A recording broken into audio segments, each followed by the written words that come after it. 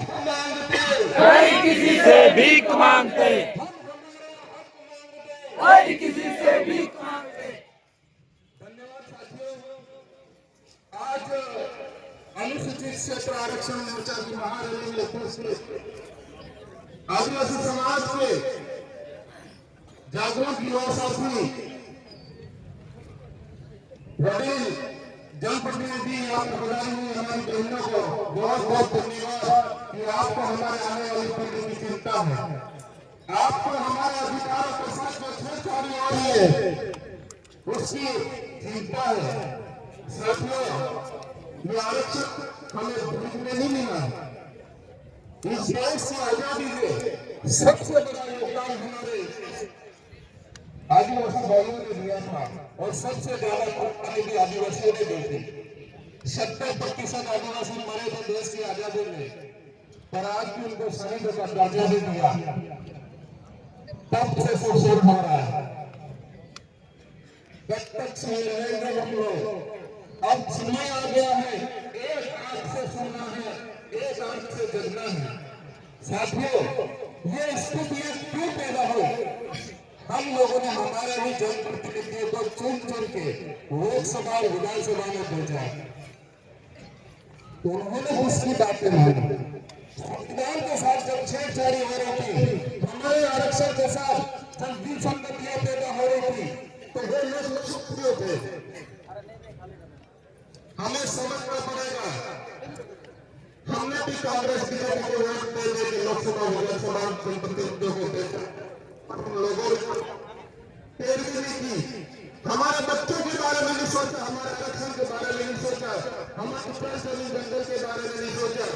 आज हम आरक्षण की बात नहीं करते, हम पानी की भी बात करते हैं, जल जमीन जंगल की भी बात करते हैं। जमीन की बात आती है तो मुझे बिरसा मुंडा याद आते हैं, जिन्होंने अंग्रेजी हुकूमत के सामने लड़ाई लड़ करके हमारे 1 लाख आदिवासी इस लड़ाई में मरे थे और सरकार ने घबरा करके भूमि संपादन एक्ट लागू किया था।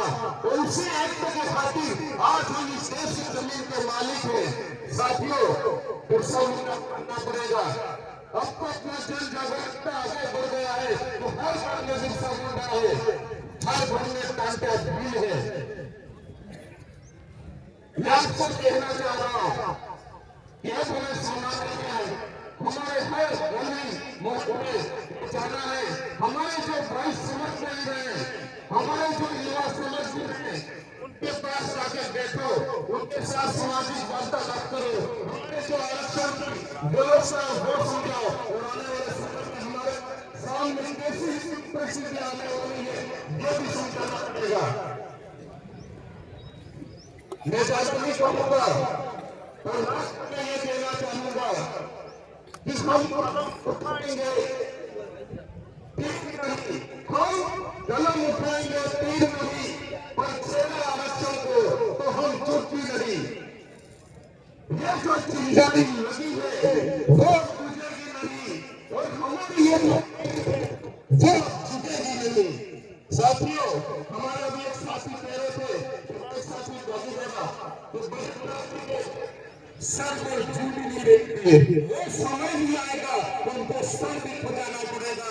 ये स्थिति में जाकर लोग रख देंगे। और विधानसभा में हम 4 भाई हैं, आपने हम लोगों को विश्वास किया है और हम आपको विश्वास के जनप्रतिनिधि है, तो आप सब निश्चिंत रहे।